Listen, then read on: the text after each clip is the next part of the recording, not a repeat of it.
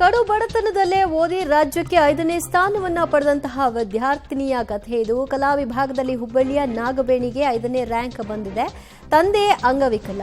ಈಕೆ ಕೂಲಿ ಕೆಲಸವನ್ನ ಮಾಡೋದ್ರ ಜೊತೆಗೆ ವಿದ್ಯಾಭ್ಯಾಸವನ್ನು ಕೂಡ ಮುಂದುವರಿಸಿದ್ಲು. ಸರ್ಕಾರಿ ಸ್ಕಾಲರ್ಶಿಪ್ ಮೇಲೆಯೇ ವಿದ್ಯಾಭ್ಯಾಸ ಮಾಡಿ ನಾಗಬೇಣಿ ಇವತ್ತು 5ನೇ ಸ್ಥಾನದಲ್ಲಿ ನಿಂತಿದ್ದಾರೆ. ಕಡು ಬಡತನ ಇದ್ರೂ ಕೂಡ ಅವರ ವಿದ್ಯಾಭ್ಯಾಸಕ್ಕೆ ಯಾವ ಬಡತನವೂ ಇರಲಿಲ್ಲ. ಕಡು ಬಡತನದಲ್ಲಿ ಮೆಟ್ಟಿ ಪ್ರಿನ್ಸಿಪಲ್ಲು, ಕಾಲೇಜ್ ಟೀಚರ್ಸು ಹೆಲ್ಪ್ ಮಾಡಿ ಕೊನೆಗೆ ದ್ವಿತೀಯ PUC ಫೀಸನ್ನು ಒಬ್ಬ ಟೀಚರ್ ಕಟ್ಟಿದ ಮೇಲೆ ಆ ಹುಡುಗಿ ಇವತ್ತು ರಾಜ್ಯಕ್ಕೆ 5ನೇ ರ್ಯಾಂಕ್ ಬಂದಿದ್ದಾಳೆ ಕಲಾ ವಿಭಾಗದಲ್ಲಿ. ಈ ವಿದ್ಯಾರ್ಥಿ ನಾಗವೇಣಿ ಹುಬ್ಬಳ್ಳಿಯ ನಿವಾಸಿ. ತಂದೆ ಅಂಗವಿಕಲರು, ವಿಕಲಾಂಗಚೇತನರು, ಕೂಲಿ ಮಾಡಿ ಜೀವನವನ್ನು ಸಾಗಿಸ್ತಾರೆ. ಅದರ ಜೊತೆಗೆ ಈ ವಿದ್ಯಾರ್ಥಿ ಅದನ್ನೆಲ್ಲವನ್ನು ಬದಿಗೊತ್ತಿ ತನ್ನ ಸಾಧನೆ, ತನ್ನ ಒಂದು ವಿದ್ಯಾಭ್ಯಾಸದ ಮೂಲಕ ಇವತ್ತು ರಾಜ್ಯದ ಮನೆ ಮಾತಾಗಿರುವಂಥದ್ದು. ಆ ವಿದ್ಯಾರ್ಥಿಯನ್ನು ಮಾತಾಡಿಸೋಗೋಣ.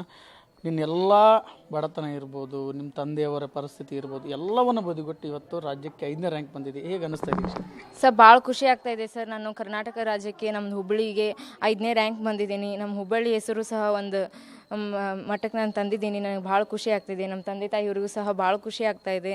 ಅವರು ಹೇಳ್ತಾ ಇದ್ರು, ನೀ ಬರ್ತೀಯಾ, ನೀ ಅಷ್ಟು ಓದ್ತಾ ಇದ್ದೀಯ ಅಂದರೆ ನೀ ಬಂದೇ ಬರ್ತೀಯ, ತಗೋ, ನಮಗೆ ನಿನ್ನ ಮೇಲೆ ಕಾನ್ಫಿಡೆನ್ಸ್ ಇದೆ, ನೀನು ಮಾಡ್ತೀಯ ಅಂತ ಹೇಳ್ತಿದ್ರು.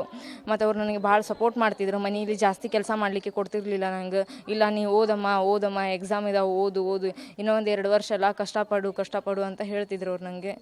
ಮತ್ತು ನಂದು ಫಸ್ಟ್ ಇಯರು 96 ಆಯಿತು. ಮತ್ತು ಮ್ಯಾಮ್ ಅದನ್ನು 96 ನೋಡಿ, ಇಲ್ಲಿ ತಗೊಮ್ಮ, ನಾನು ನಿನ್ನ ಫೀಸ್ ಕಟ್ತೀನಿ, ನಿನ್ಗೆ ಬುಕ್ಸ್ ನಾನು ಕೊಡಿಸ್ತೀನಿ ಅಂತ ಹೇಳಿದರು. ಅದಕ್ಕೆ ಅವ್ರ ಸಬ್ಜೆಕ್ಟ್